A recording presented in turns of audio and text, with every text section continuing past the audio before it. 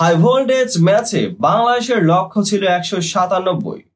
ব্যাটে বলে ব্যর্থ টাইগাররা, ব্যর্থ পুরো middle order batter. Kuldeep Yadav বুমরার ঘূর্ণিতে লন্ডভন্ড টাইগার শিবির, বড় হারেই বিদায়ের পথে বাংলাদেশ। চলুন বাংলাদেশ বনাম ভারতের এই হাই ভোল্টেজ ম্যাচ নিয়ে বিস্তারিত জেনে নেওয়া যাক।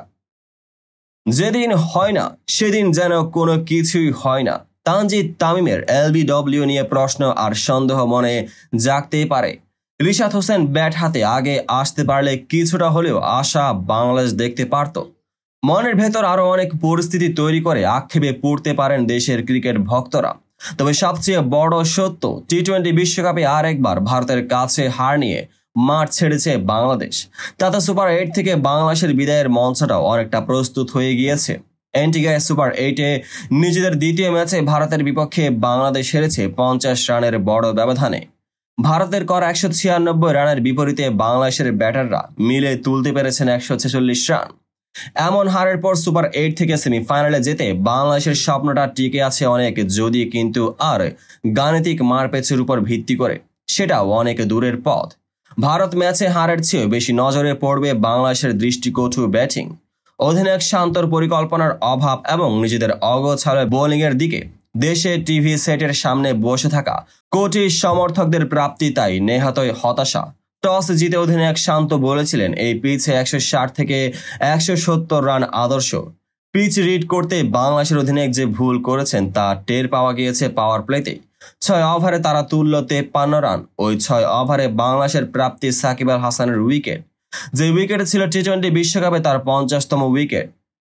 এমন কীর্তি নেই আর কারোরই। 9ম ওভারে তানজিম সাকিব জোড়া আঘাত হেনেছেন। 13তম ওভারে রিশাদ ফিরিয়েছেন ঋষভ পন্থকে। নিয়মিত উইকেটের পতনগুলো খুব একটা স্বস্তি দেয়নি টাইগার শিবিরকে। সুযোগ পেলে তারা চড়াও হয়েছেন বাংলাদেশের উপর। শেষ 4 ওভারে 62 রান আর মাঝের ওভারে 81 রান নিশ্চিত করেছে ভারতের বিশাল সংগ্রহ। বিপরীতে বাংলাদেশ রান তাড়ার কোনো পর্যায়ে নিজেদের রানের চাকা ঘোরাতে পারেনি সে অর্থে। শুরুর 6 ওভারে ভারতের 53 রানের বিপরীতে বাংলাদেশ করেছে 42 রান। তানজিদ তামিম এবং নাজমুল হোসেন শান্ত এরপর আগ্রাসী ব্যাটিং না করে খেললেও পারফেক্ট ওয়ানডে মেজাজে ব্যাটে বলে পাল্লা দিয়ে রান করেছেন দুজনে। সেই সঙ্গে বেড়েছে রান রেটের চাপ। 10 ওভারে বাংলাদেশের সংগ্রহ দাঁড়ায় 67 রান। এরই মাঝে কুলদীপ যাদব শুরু করেন তার ঘূর্ণি। প্রথমে তানজিম তামিমকে ফেরান দারুণ এক গুগলি বলে। এরপরে ইনফর্ম তাওহিদ হৃদয় ফেরেন এলবিডব্লিউ এর ফাঁদে পড়ে। সাকিব আল হাসান এসেছিলেন, একটা 4 এবং একটা ছক্কা ছিল বটে, কিন্তু 6 বলে 11 রান করে কুলদীপের দিনের তৃতীয় শিকার হয়ে ফেরেন এই অলরাউন্ডার। বাংলাদেশকে বাকি ইনিংসের উপসংহার টানা যায় খুব সহজেই। জাকের আলী অনেক আবার ব্যর্থ নিজেকে প্রমাণে। দলে এসেছিলেন বাড়তি রান করতে, 4 বলে 1 রান করে আউট হয়ে কেবল হতাশাটাই বাড়িয়েছেন তিনি। রিশাদ হোসেন ক্রিজে ছিলেন 9 মিনিট। হারের ব্যবধান কমাতে নিজের সাধ্যর সবটাই করেছেন। 1 4 এবং 3 ছক্কায় করা তার ওই 24 রান যেন বাকি ব্যাটারদের শিক্ষায় দিয়ে গিয়েছে।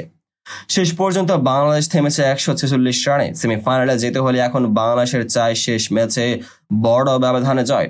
তো বন্ধুরা, ভিডিওটি যারা সম্পূর্ণ দেখেছেন সবাইকে অসংখ্য ধন্যবাদ। ভিডিও শেষে কমেন্ট সেকশনে আপনার মতামত জানাতে ভুলবেন না। আর চ্যানেলটিকে সাবস্ক্রাইব এবং পেজটিকে ফলো করে পাশে থাকবেন যাতে পরবর্তী ভিডিওর সকল নোটিফিকেশন সরাসরি পেয়ে যান। দেখা হবে পরবর্তী ভিডিওতে।